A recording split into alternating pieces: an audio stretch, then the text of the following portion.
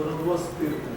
Uma foi a sua sobre levar água da Pires para o Guaraú. Tecnicamente seria possível, mas seria extremamente caro. Para você levar 4 metros cúbicos por segundo, você precisaria de uma tubulação de 1,80 m de diâmetro.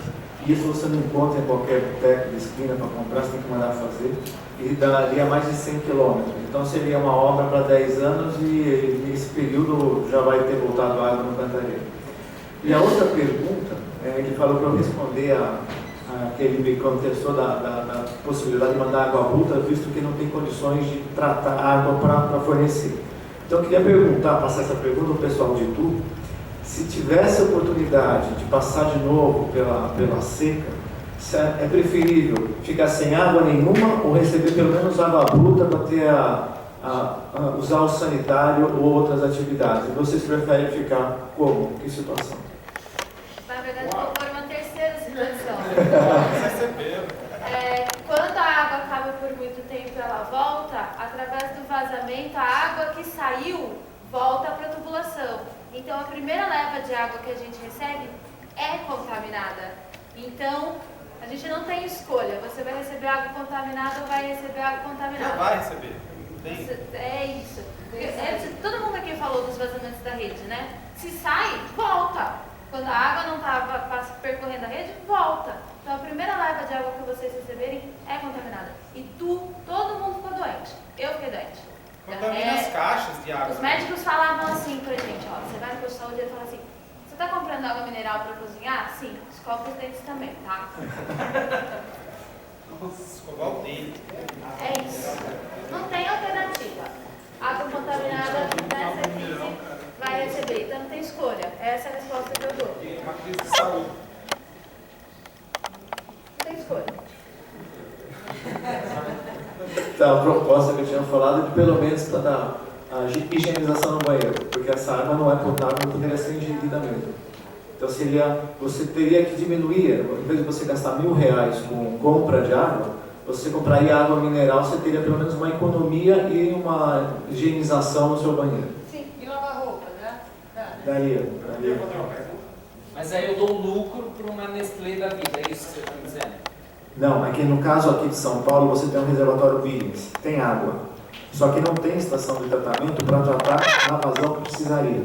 Então, nessa situação de esvaziamento da Guarapiranga, do Cantareira, você poderia usar a água, pelo menos para distribuir água bruta para a população, e você compraria água mineral ou água tratada da Sabesp a granel para levar para casa, para escovar dente, para fazer comida e para beber. E o restante da água poderia ser bruta e a outra opção é ficar sem abastecimento nenhum. Para o transporte público fluvial, no caso, o governo ele pensa em vedar parte do solo do fundo da Billings. Isso não daria para fazer também para abastecimento público? Tem uma espécie de uma geleia que você gruda no fundo para os sedimentos não subirem na hora do transporte fluvial. Daí, essa geleia também não daria para fazer isso? Cobrir a carga bentônica? Mas aí tem suspenso que vai estar em cima dessa manta, que vai ser revolvida depois. Minha pergunta é o seguinte, tem uma reportagem na Gazeta, falando da água da Bíblia. A água da Bíblia é Durante décadas recebeu a reversão do Tietê via Pinheiros, e todo esse esgoto que está hoje no Tietê na Pinheiros, ela foi mandada para Bíblias durante décadas. Desde 93 que não bombeia, só quando tem enchente na 160 metros cúbicos. Agora a Guarapiranga também recebe esgoto, mas não recebeu a carga que recebeu a Bíblias. Sim, mas a Bíblias ela fazia a reversão do rio Tietê para gerar eletricidade em Cubatão. Então, durante décadas houve essa transferência. E a Guarapiranga foi construída para regularização de vazão do Tietê, porque tinha uma barragem de Paranabaíba, que hoje é Edgar de Souza, que gerava eletricidade. Foi uma das primeiras usinas hidrelétricas construídas em São Paulo. Professor, só em relação à represa Guarapiranga, né, esse reservatório, ele não consegue socorrer o Cantareira por um tempo?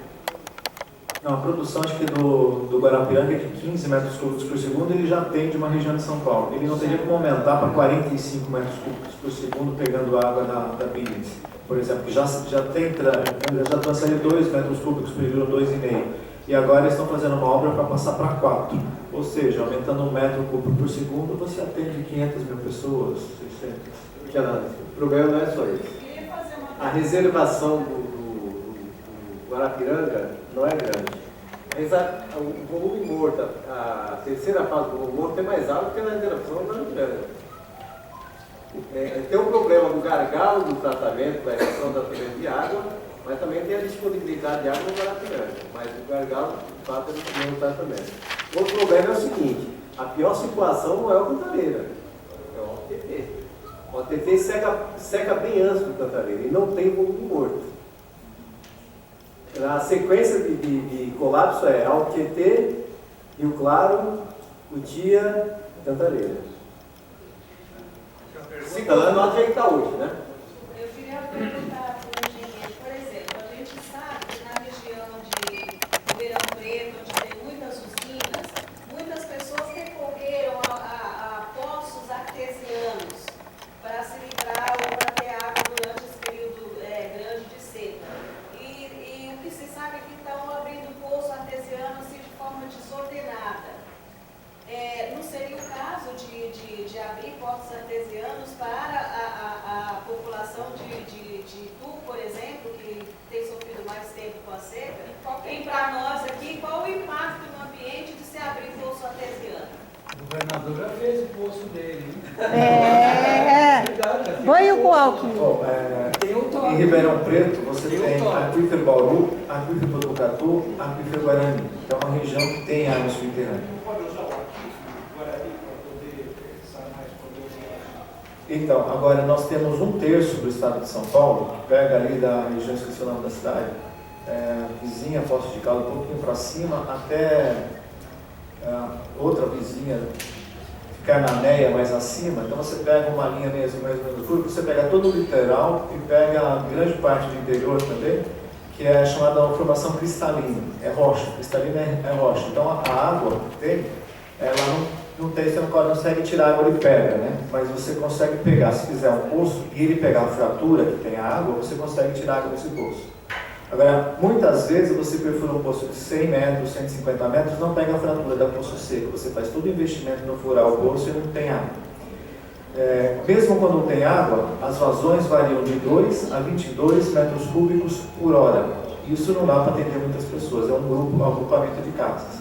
Então, para atender, por exemplo, um hospital, não daria, porque o hospital tem clínicas, né, ou que fazem análises clínicas que usam muita água. Então, um poço não daria para atender um hospital. Então, nessa nossa região, apesar da água ser de boa qualidade do cristalino, as vazões são extremamente baixas para abastecimento. Porque se tivesse aquífero Guarani, Botucatu, Bauru, já estava explorando água há muito tempo. Então, esse que é o problema.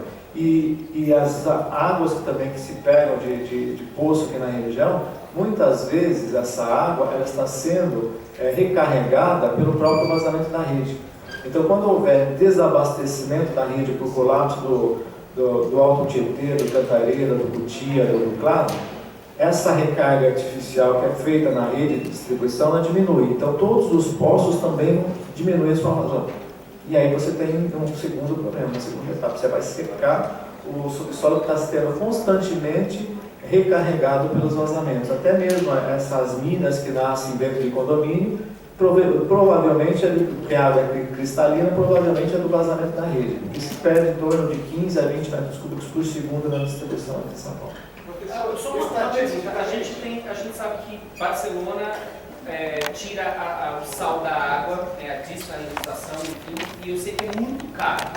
O que o governador está usando em 800, quase 1 bilhão, isso não chega a quantos por cento da construção de uma usina para dessalinização de uma água? A maior usina desalinizadora está em Israel, que foi construída há pouco tempo. Ela trata em média 4 metros cúbicos por segundo. O custo da dessalinização dessa usina está em torno de 35 centavos de dólar. E ela gasta energia, porque você tem que fazer o processo de evaporação da água, então você consome bastante água. e osmose reversa. Então você tem que pressionar para passar por uma membrana e passa a água, mas não passa os outros minerais, eles não atravessam essa membrana. Então é um processo caro. E eles pagaram $500 milhão para construir essa usina. A proposta que colocaram é construir uma usina dessalinisadora para tratar 40 metros cúbicos por segundo. Só que você trataria essa água no litoral para mandar a serra acima, a 800, 1.000 metros de altitude, para entrar no reservatório para evaporar. E é um custo de 85 centavos de dólar, quase 3 vezes o custo, e a implantação dessa usina é estimada em 6 bilhões. Então eu não sei se acaba... Os governadores estão usando 1 bilhão para a gente pegar nem para outro. Então, mas existe cidade que usa água do mar. Existem duas redes, uma rede potável, que vai para a pia da cozinha, vai para o chuveiro, para a pia do banheiro, agora a descarga, para descarga no banheiro é água salgada, água marinha. E como é sal, bactéria de meio aquático doce, de água doce, ela vai secar, né? Não, ela estoura, né? Ela começa não, ela é secada mesmo, ela perde água para o sal, para o sistema de osmose, né, que a água sai daí, ela morre desidratada, então você já desinfecta. Mas isso são cidades litorâneas. Em Paris também, você tem duas redes, uma de água potável e uma outra que pega com água do Sena, seguem em redes paralelas, e essa rede, essa água não tratada, que é do Sena, ela vai para a rega de jardim, lavagem de calçada e dá o fluxo, descarga nas privadas. E água potável só onde você vai ter contato, né, você vai ter gestão. Eles estatizaram todas as companhias de saneamento que eram privadas. Ao menor nível que fazendo que o país não tem mais sistema privado de saneamento. Estatizado.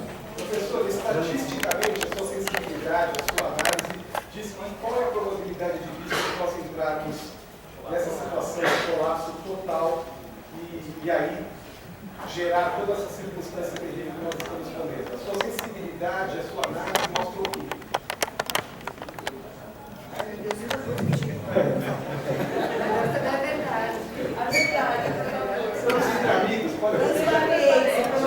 O nosso período chuvoso, ele vai de outubro até março. Em abril já começa a cair as precipitações, diminuir as precipitações. A precipitação de abril é metade da de março. Só que o ponto positivo dessa história de ter aumentado a precipitação, porque a partir da década de 60 aumentou a precipitação e diminuiu o período chuvoso. Então aumentou o número de meses secos. Então quando aumenta a precipitação, diminui o número de dias, então aumenta a média diária, ou a altura diária, e você tem muito problema de enchente. Quando diminui, o que acontece? Ele aumenta o período chuvoso, mas diminui o total precipitado anual. Então pode ser que com essa diminuição da precipitação nesse período, pode ser que nós tenhamos um inverno um pouco mais úmido do que o normal. Então isso pode amenizar um pouco. Mas a expectativa de terminando o período chuvoso, os reservatórios devem ter alguma recuperação aqui no final de março, porque está chovendo e está recuperando agora, apesar de ter recuperado só 4 dias em dezembro, e agora essa semana é o terceiro dia, amanhã provavelmente vai subir um pouco o nível, porque hoje choveu. E deve chover até semana que vem também, antes de parar. Então ele deve ter uma recuperação. Mas mesmo em dezembro, a recuperação não chegou a 1%. Foi inferior a 1%. E nesses 3 dias chegou em torno de 0,2% de aumento. E agora, 2 meses, se as precipitações forem em cima da média, deve recuperar 3, 4%. Isso é suficiente. O deslocamento do eixo da Terra que está escrito no livro de chuva. Eu Não. escutei no Chile o pessoal falando que está lá uma crise grave, lá está tudo privatizado, está tendo manifestações desde 2003. Há quem diga, lá não chove há 7 anos, mas eles captam a água da cordilheira, através de canaletas. Houve esse pequeno deslocamento e que teria uma alteração aqui na América do Sul, principalmente no Brasil. Não, teve um terremoto. Essa história. Não, isso demora milhões de anos para acontecer. No terremoto que teve passado, ela deslocou 8 centímetros o Chile, né? Adentrou mais 8 centímetros. A minha opinião a esse respeito está escrito num artigo que foi publicado agora em janeiro na revista Dai.